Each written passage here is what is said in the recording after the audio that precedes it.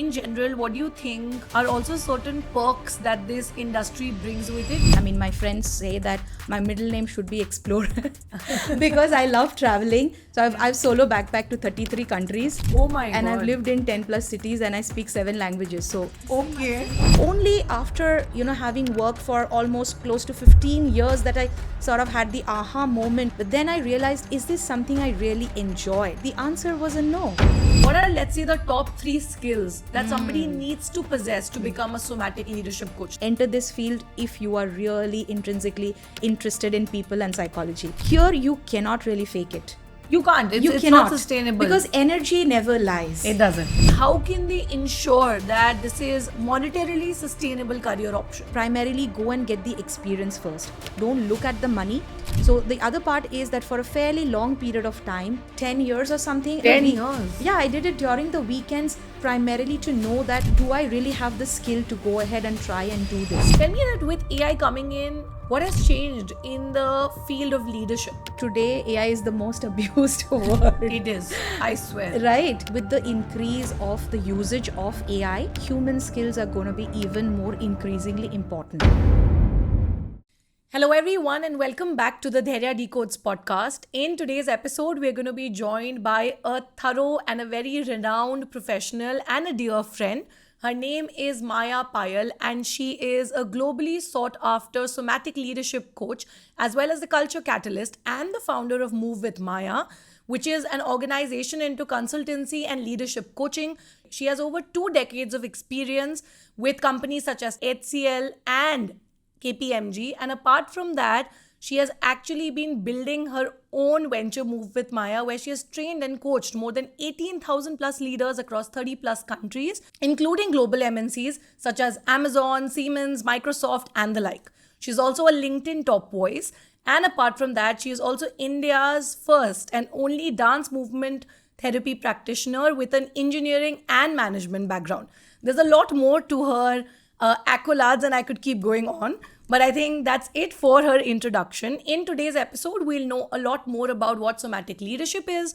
How did Myah choose this path of becoming a somatic leadership coach? What was her journey like? What skill set do you need to be able to get into this industry? We'll know a lot more about how leadership is evolving and changing in the new AI age and a lot more. So if you're someone who's interested in this field, then this is going to be an episode filled with a lot of valuable nuggets. Without any further ado, let me welcome Myah to the Dhairya Decodes Podcast. Hi, thank you so much. Thanks, Myah. And I think we've known each other for close to about 3 years or more. Yeah. Ever since LinkedIn Creator Accelerator program, which we call LECAP. Right. And I think I've seen Myah evolve personally in so many fronts and all the work that you do. But I think, why don't we start with understanding a little bit more about why you made the career choice that you made, since my audience is very inquisitive about career options. And let me put it this way, right? Everybody grows up in different family circumstances, backgrounds, and situations. Sure. And your family background and the kind of upbringing you're given also shapes what you see and how you look at careers and career options, I feel. Right. But you only think about it when you look back. What impact do you think your family background or parents or people choosing careers around you had on you today, choosing leadership coaching as an industry or domain for yourself? Okay, you started with a very interesting question, Dhairya. I mean, so I come from a Bengali middle class family. And as you probably would know that, in Bengali families, it's at least in the time that I was being brought up, we only thought, or my parents and, the cousins and the relatives, everybody thought that there are only 3 professions. It is you're an engineer or a doctor or a lawyer. And if you are none of them, then you're pretty much not doing anything or you are considered like to be a failure. And so I kind of went the sort of, scripted route in that essence of becoming an engineer because my mom wanted me to be a doctor, and then my dad wanted me to be a, engineer because my dad is also an engineer. And I lost my dad when I was 13 and I wanted to honor his wish for me, which was he wanted to see me as an engineer. And I said, okay, maybe this is an opportunity that I could have him close to my heart even while he's away. And so I chose to take engineering at that point in time. And pretty much I walked I would call the scripted route in that essence because After engineering, I decided to do my master's in business administration. And as you would know, I'm talking about some 20, 25 years back.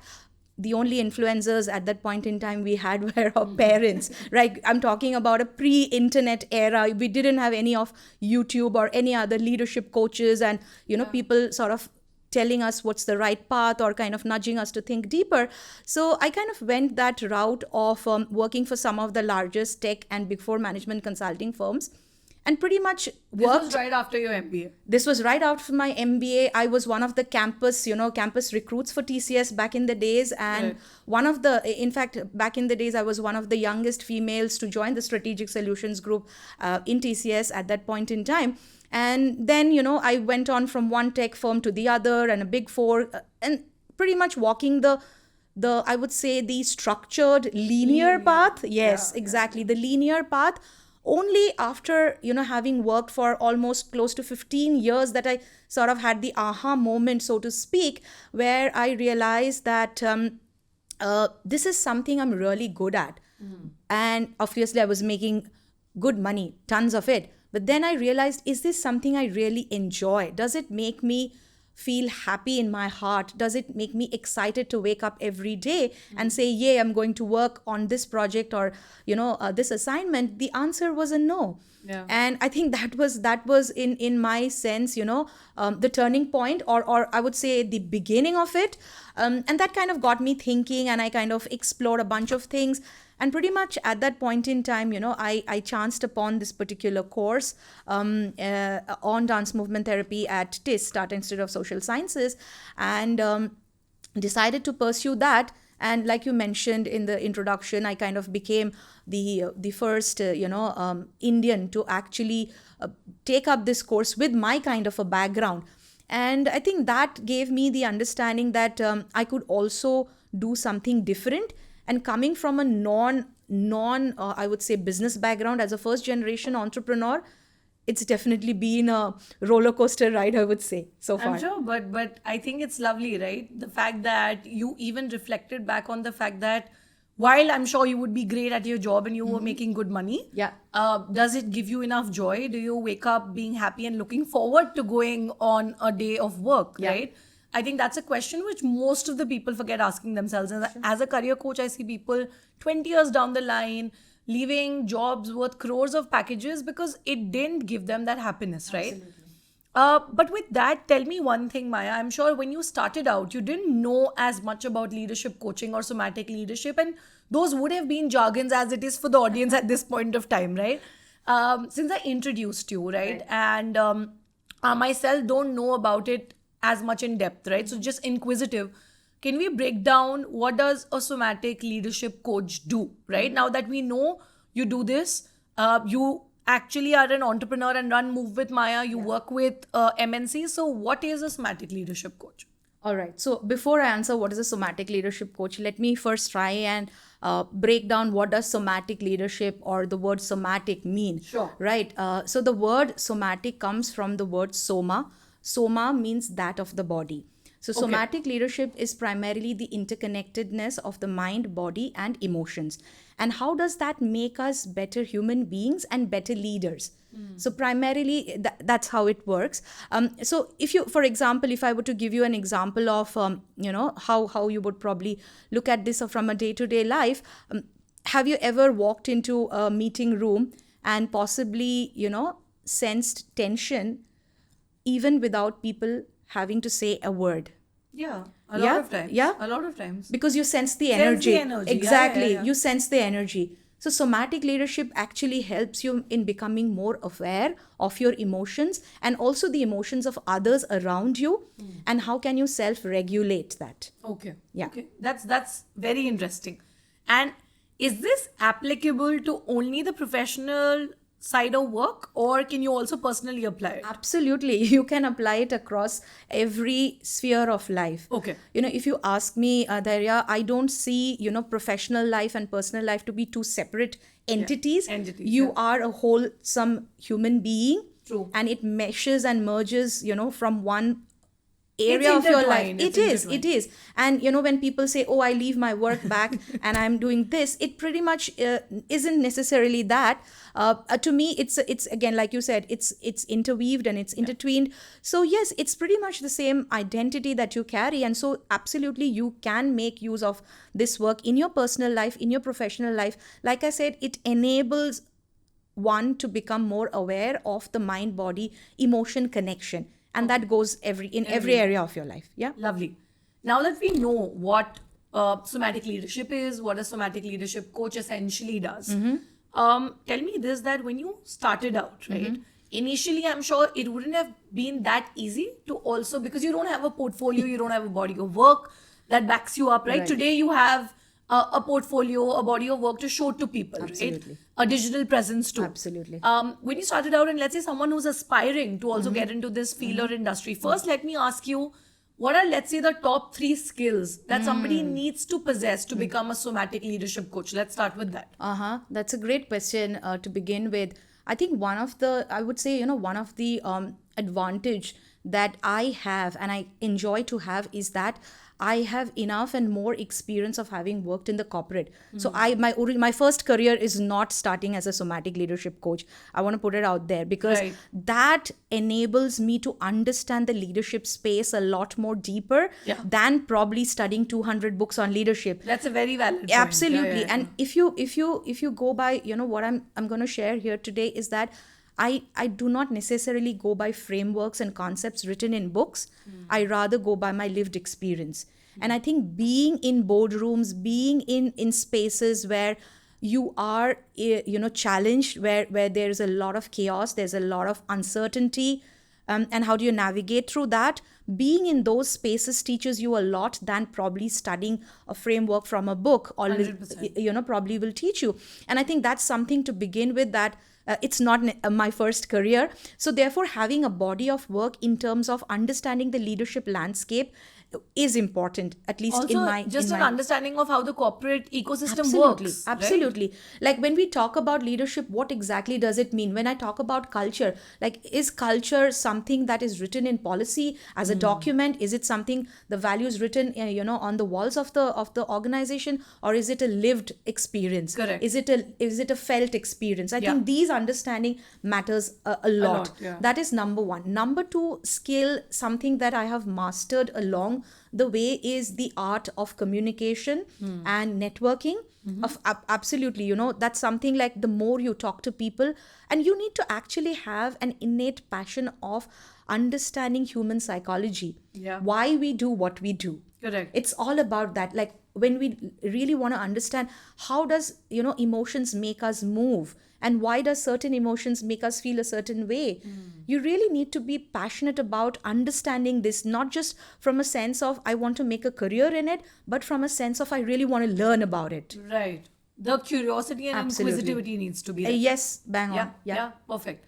And now that, let's say, people in general, firstly, also have a corporate career, they understand the leadership structure, hierarchy, they understand culture better, and they've let's say, improvise on their communication skills and a sense of understanding of just how to work on your emotional resilience, empathy, etc. Right. After that, if you want to break into the industry, like I said, initially when you have nothing to back you up, how do you talk to these corporate startups, global Fortune 500 companies, and how do you even make it there so that tomorrow they are your clients, right? If not immediately, right?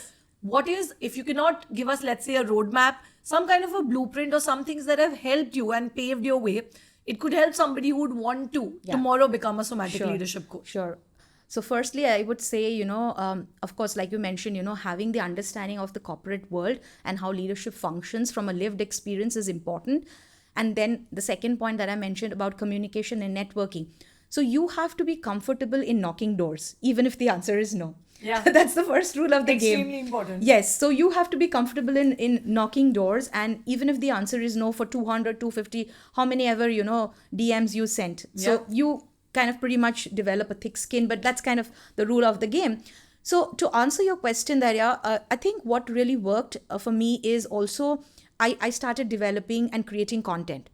So really, creating your personal brand is important, because this is something which is new and nascent, not very well known in India as we speak today.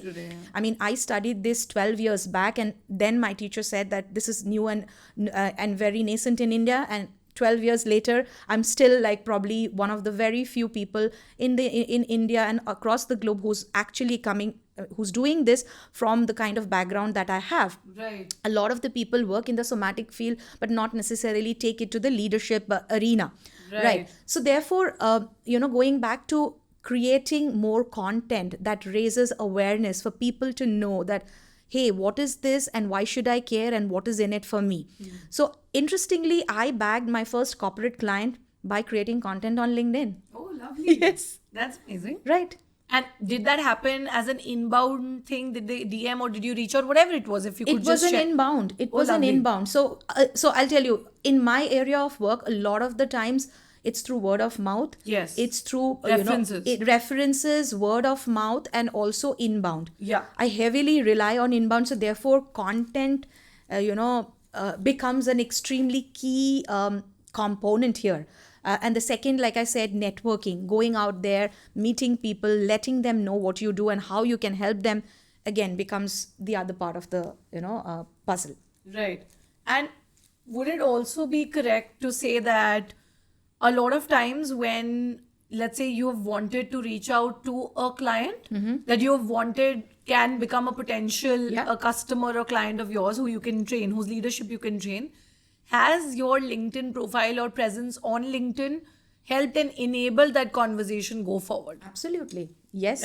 Yeah. When they see you are a LinkedIn top voice or you've been part of the LinkedIn Creator Accelerator program, they say, oh, okay, maybe there's something, they have that I would want to hear. Yeah. And of course, you can back it up with, hey, I have these many years of experience. And see, when you look at a profile on LinkedIn, they can see which are the organizations you have worked for, which are roles you have worked for. So pretty much an open book in that aspect. So, Correct. A lot of the inhibitions and the guard would drop off because they'll be like, okay, I see this person have been in similar rooms or spaces and they can hold a conversation with me or my leadership team. So maybe let's have a chat. Yeah. Interesting. Okay. Since we've spoken a lot about how to go about it and what the career path could look like, one very important aspect of obviously also choosing a career path is the money you can make there. And not that I'm going to ask you how much money you make, Myah, but honestly, for somebody who is even thinking that yaar kal jaake ye karna hai ya ye banna hai, to parents are concerned kitna bana loge, right? How will you sustain? Yeah. So my question to you here is, as somebody who is, let's say, starting today, Myah, or has only 2-3 months of experience, right? How can they ensure that this is a monetarily sustainable career option? At least if we can talk about that, because I understand it's not a typical job, right? Yeah. Which comes with a financial security and a paycheck every month. Yes. You can call it freelancing, you can call it solopreneurship, you can call it entrepreneurship. Yeah. It'll go either of the three ways. Yeah. But when you start out, I'm assuming it's freelancing. And then you're depending on a client either reaching out to you or you reaching out to them and then building a portfolio and working on that. But how do you ensure this becomes a sustainable stream of money? Yeah, that's a very good question, Dhairya. And I will answer this very honestly. Like when I decided to leave my corporate career, I obviously had to let go of the fatty paycheck. And that was one of the biggest fears that was holding me back for the longest time, because I was like, hey, but how will I still sustain? How will I make money? I mean, passion to ek taraf ho gaya, and this is, like, how will this happen? Of course, I had that fear. But then what I also did was, of course, I started understanding how finances work. So I made myself financially literate. That's one thing I did.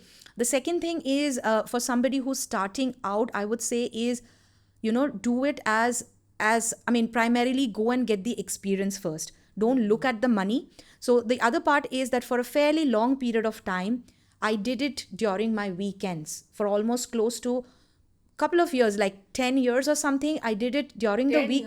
Yeah, I did it during the weekends, going and working with people. And this was primarily to know that, do I really have the skill to go ahead and try and do this?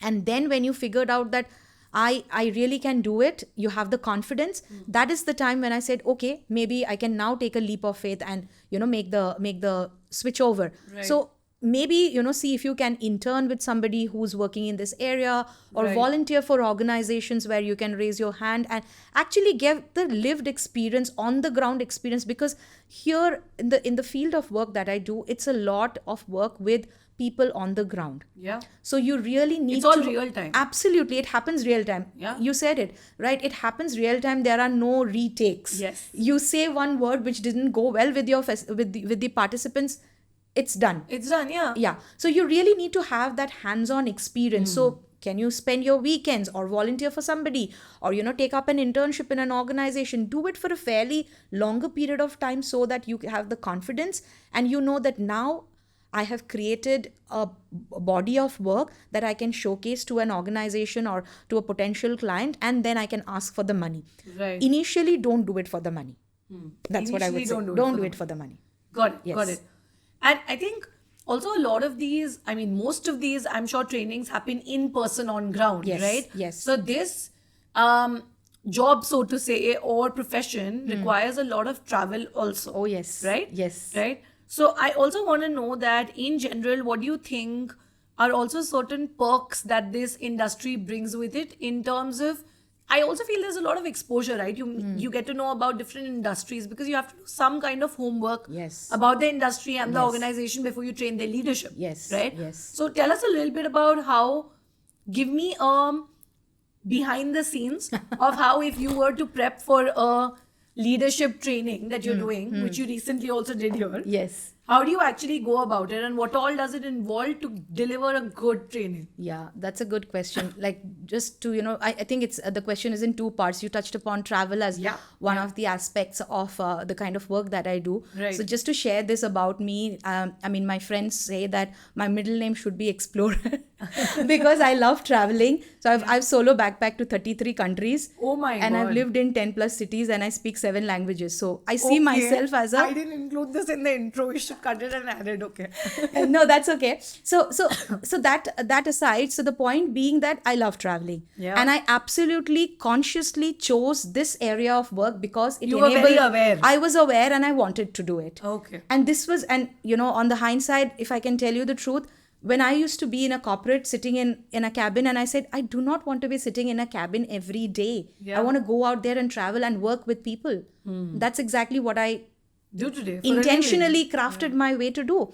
So if you do not like travel, if you do not like working with people on the ground, this is not for you. That's point number one. I am a people's person. I love interacting with people. I love knowing people, and this profession works for me. Correct. So now to your point of how do I, sort of prep in terms of which particular industry, what kind of leadership. So a couple of things. And in fact, interestingly, so yesterday, I met one of my, engineering college seniors that I met after 25 years almost. And we had this chat where I said, I mean, originally I did telecommunications engineering. That's my pedagogy. And see where we are. Yeah. So, and then, I was just like reminiscing and kind of going back the memory lane and said that, I also know that some of the folks in my batch, they pretty much went deeper into this particular branch and this particular department. But I pretty much kind of went broader. You either can go deep or you can go broad. And I kind of became a generalist in some aspect because I've worked with BFSI, I've worked with retail, I've worked with, I come from IT, so IT, ES, I come from an engineering and manufacturing background. So I have that experience. And now today, when I work with organizations, and pretty much my work is industry agnostic. When I work with organizations from different industry, I know something about that industry. I am not totally a novice or a person who doesn't know, and probably my gyan is based on what ChatGPT or Perplexity is teaching me, but I do know some bit of the industry. So I think that sort of helps, which is why, going back to what I shared before, having a little bit of a corporate background and experience on the ground can really help you, and it in fact becomes your USP. Yeah, perfect. And I think the fact that you did mention that even when you were, in the corporate ecosystem, etc., to be able to actually take that chance to also go beyond your JD and try and understand how the ecosystem works, what is leadership, what's the meaning of culture, like you said. Yeah. would have helped you later on. Again, you retrospect on 100%, that. 100%. But it's also a point that people can take away from it is when you're also doing a job 9 to 5, whatever domain it may be in, don't restrict your Yes. skill set building capability to just a defined JD or a piece of paper. Absolutely. Right? You can always stretch beyond Absolutely. it if you want to grow. And absolutely, you said it very rightly, Dhairya. And just to, add this to what you just mentioned. So on papers, I was recruited to work in the technology and the IT domain, which is what I was recruited to do. Correct. But I was innately interested in, like I mentioned, how human psychology works. And I would liaison with the HR department, and I would go and sit with them, talk to them, understand, can we do this in the organization from an employee engagement perspective? Why are we not doing this? And can we do that? And I would literally, eventually I kind of became an ambassador in the organization who was running fitness championships and so on and so forth. So while that was not my JD, I kind of took it up as an added sort of, stuff that I wanted to do, which is why I said I eventually realized that this is something I'm innately passionate about. Right. And while it's not my JD, but I would love to work more on. And then one fine day I said, okay, let's, make this the proper JD. Lovely. Yeah. That's amazing.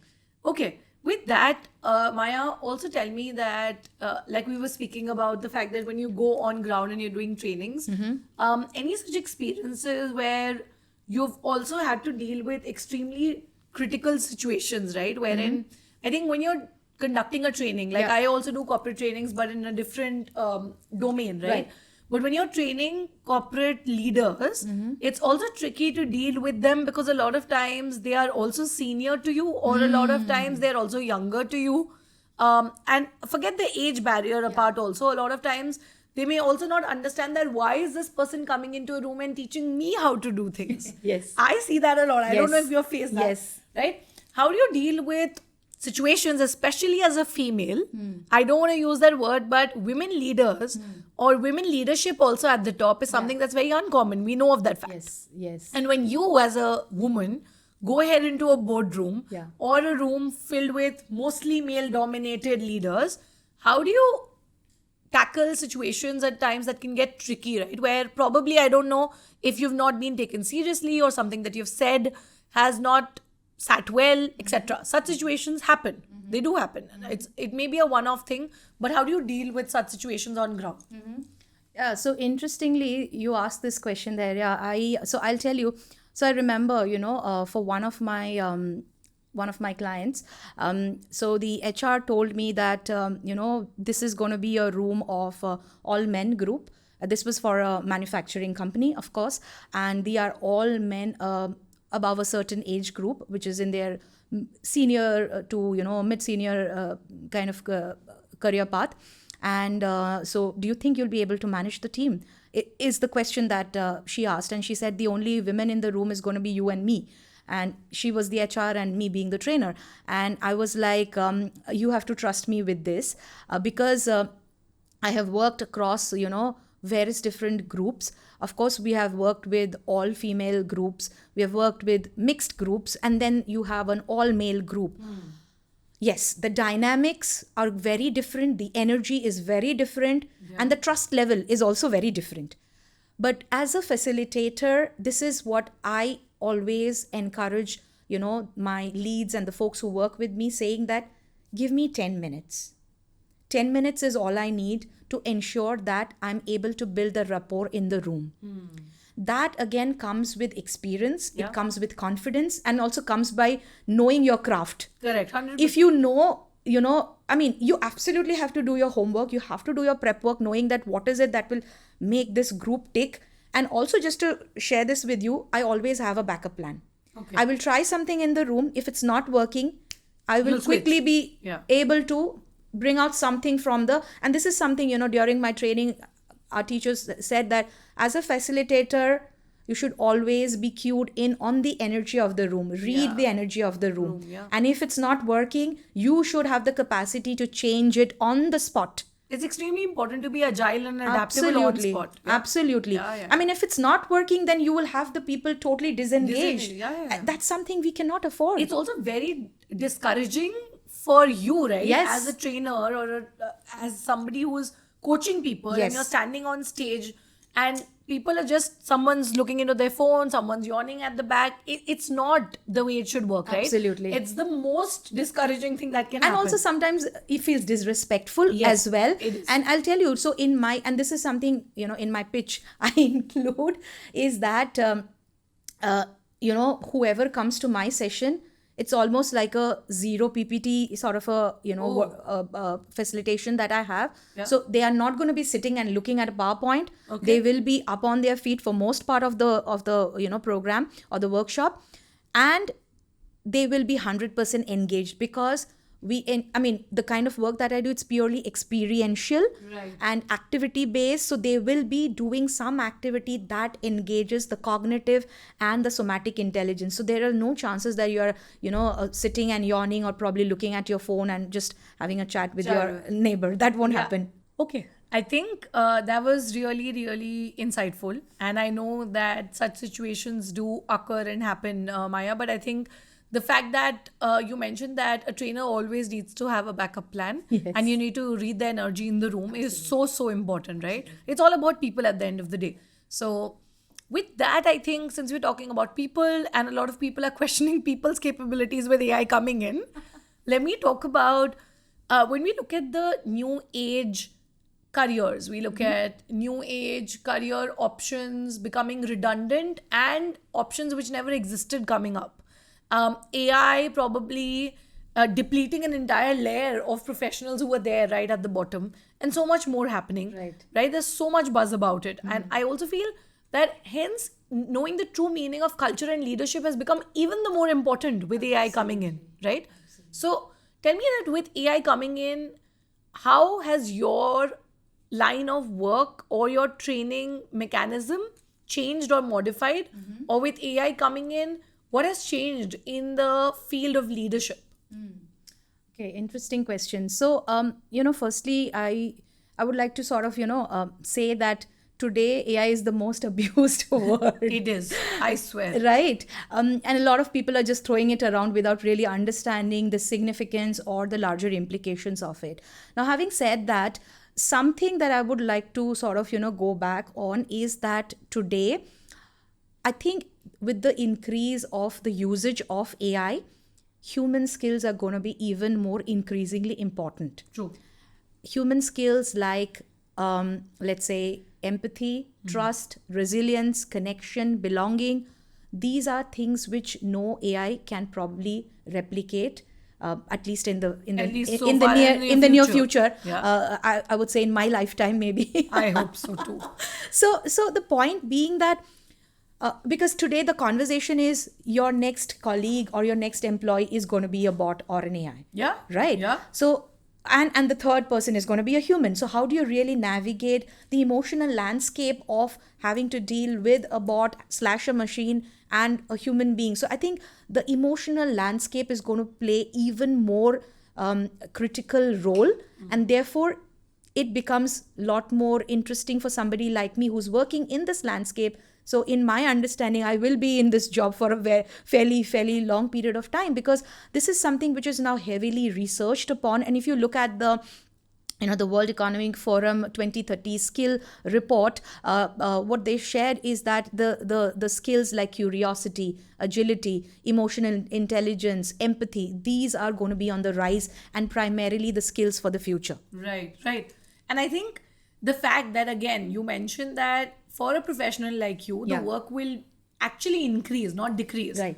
The fact being that, see, when everything anyways is going to be done to a certain extent by a software or a bot or a tool, it's going to come down to even the more of how I express it, present it to the leadership stakeholders, and what I bring to the table in a different manner, which is your softer skills, which is your human skills, right? Yes. And I think with someone like you who's working with leaders, it's even the more important at the top of the pyramid. Exactly. Because everything is going to run down from there. Sure. Right? And I think that's why it's a very, very potential, good potential career option for people, right? To take Yes, up. yes. And there is good money to make. Even if Myah is not going to reveal it, I can tell you there's good money to make. Okay. But yes, on that note, Myah, also tell me that when we talk about leadership, when we talk about culture, when we talk about becoming a culture catalyst, right? Let's talk a little bit about what organizations get wrong at the go ahead when it comes to culture. Yeah. Culture is also a buzzword in the corporate ecosystem. Yes. Every startup, every company is like, we need to get the culture right. We Yeah. need to get the culture right. You Yeah. need to be a cultural fit to join the Yes, firm. But yes. what is a cultural fit Yes. and what is culture? How do you set the culture right as an organization, since you Yeah. work so deeply Yeah. with these institutions? So I think, in modern leadership, our understanding is pretty much how do we analyze, how do we think, and how do we optimize for outcomes. So it's pretty much cognitive in that essence. And we sort of over index on strategy. And we understand, or rather we underdevelop the ability to self-regulate, to understand our emotions, and also be self-aware. And I think that is exactly the space where culture is, because culture at the end of the day is a felt experience, and leadership is not the job title or a role, but it is how you make others feel in your presence. Correct. So therefore, to me, culture is a felt experience. It is something that you feel. It's not written on the walls of the organization or the policy document that you perhaps have. So therefore, really looking at how do we use the cognitive and also the somatic intelligence part of it, which is what most organizations miss out. Yeah. Yeah. Perfect. No, I think very well said. And having covered that, also tell me that, again, when we look at it as a career option, we look at times changing. Right. What is your advice to people in terms of whatever you've learned in these years of experience that you hold? What are the top 2 to 3 things that they should keep in mind to ensure that if tomorrow they want to become a somatic leadership coach Yeah. or a culture catalyst, Yeah. it'll help them Yeah. and they'll have a good, sustainable career in this industry? First thing I would say is apply for an internship to work with me. Good one. Yes, you should. Yes. No, You of should. course, as I'm building my team, You I hire definitely. interns, right? Yes. Yeah. I'm building my team, and I want people with a psychology background, people who are interested in understanding mental health, human psychology, and how leadership works. Yeah. So definitely, work with somebody who's already in this field. Correct. And has probably created a name or reckoning for themselves. That is number one. The second is always enter this field if you are really intrinsically interested in people and psychology. I mean, I would again go back and bold and underline this, because here you cannot really fake it. You can't. You it's cannot, not sustainable. because energy never lies. It doesn't. Yeah. So you really have to be out there. And the third thing is really network. Talk to people, understand what is working and what's not working. So even when I was working in a full-fledged corporate job, I would go to events, I would network with folks, and I would understand what does the culture look like in your organization. How are the leaders in your organization thinking or doing this or not doing that. That gave me a lot of input and insider information, which later on helped me develop my understanding of culture landscape at scale. Right. Also, Myah, obviously we talk about leadership, and we know that leadership is something, again, that is experience lived and then you learn it, right? Yeah. It's difficult to teach it, but we need resilient leaders today, right? Yeah. With the landscape changing. Throw some light on resilient leadership, since you do a lot of trainings around that and you work with a lot of premier top tier institutions as well, right? How is the landscape a little different when you are conducting trainings there versus, let's say, corporates? Because I'm sure while it's essentially the same, the environments are really different. Yeah, it is. And I'm glad that you asked about, resilient leadership, because I think if anything, from COVID, the world, one of the things that the world everywhere people learned is the importance of resilience, the importance of agility. True. and remaining flexible. But a lot of leaders still get it wrong. They think that resilience is a state of mental, is a mental state. Interestingly, it's not. It's not a mental state. Okay. Resilience is how do you respond to the situations or the environment, which involves your emotions, which involves your cognitive presence, and it involves a lot of your somatic presence as well. So when I'm working with, corporates, or even in educational institutions, when I'm working with leaders, we do a lot of activities through multiple props, which enables them to understand that resilience is also something which is a physical state, Right. not necessarily a mental state. Okay. So I think once you have that understanding, it's a lot about embodiment. Once you have that understanding and that embodiment happens, the behaviors show. And culture at the end of the day is behavior at scale. Right. That gets rewarded, becomes culture. That's Correct. the simplest definition that we give. Yeah. So yeah. Perfect. Okay. With that, one last thing. We'll probably do another podcast session with you, Myah. But I think just any piece of advice that you want to give to people in general who are trying to change careers and switch careers, right? Because it's a very difficult step for people to take. It takes a lot of courage. Like you also said, there are so many questions. You're apprehensive. Yeah. There are naysayers always, and you doubt yourself more than anybody else, right? Sure, yeah. It's a big step. It's a leap of faith and a plunge you're taking. When I also quit my corporate job, 2 years just of doing it, everybody was like, this girl is crazy. Yeah. What does she think of herself? Yeah. What's happened? A lot of things, right? Yes. For someone who is in the midst of that noise, but knows deep down that this is not my calling, what would you like to tell somebody who is just on the brink and edge of changing careers? I will say, suno sabki, karo khud ki. So that's what happened. Like, of course, for me, I had a lot of people who doubted me, including my entire family. And of course, like that happened, that whole drama sort of happened for quite a fair period of time. And so therefore it took me some bit of, I would say, courage to say, no, this is what I really want to do. And I think it's important to find that junoon jisko bolte hai. Passion. To really find that this is what I really want to do. And then go back and question yourself, how badly do you want it? Correct. For me, I said, you know what? I really want to try it. If not now, then when? Right? If you go back to that book called The 5 Regrets of Dying, a lot of people die with regret ke kaash ye kar lete. Right. So, you do not want that, but you really want to try it out. Maybe you will fail or maybe you will not. But no matter what, give it a try. True. And even if you fail on purpose, because knowing that you tried, and you never start from scratch. You start from, experience. Yeah. So I think that's the key thing that I would like to share is that go out there, give it a try. If this is what your heart tells you is the right area or right focus for you, go ahead and give it a try. I mean, who knows? You may just become the next, I don't know, like Sam Altman or Mark Zuckerberg or whatever. Yeah. I mean, those are also folks who just tried something which became the next big thing, which was not thought of by anybody else. Correct. Yeah. And also work on your personal branding, which Myah has done on point because she has won a badge of her company, Move with Myah, which I think is really interesting. I'm going to pick this from you. I'm probably going to be wearing a DD badge the next time.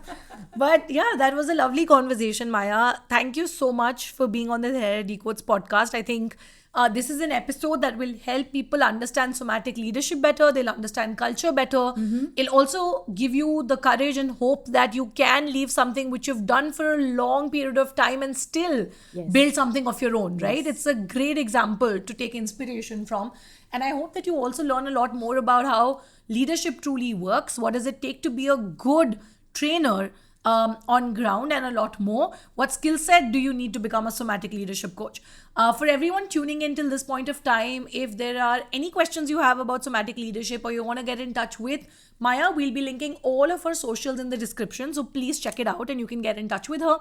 As for me, I think I had a lovely time, Myah. Thank you so much once again for being on the podcast. Thanks for having me. My pleasure. And I think for everyone else, before you leave, please don't forget to like, share and subscribe to the Dhairya Decodes channel. That's it for this episode, but I'll see you in the next one.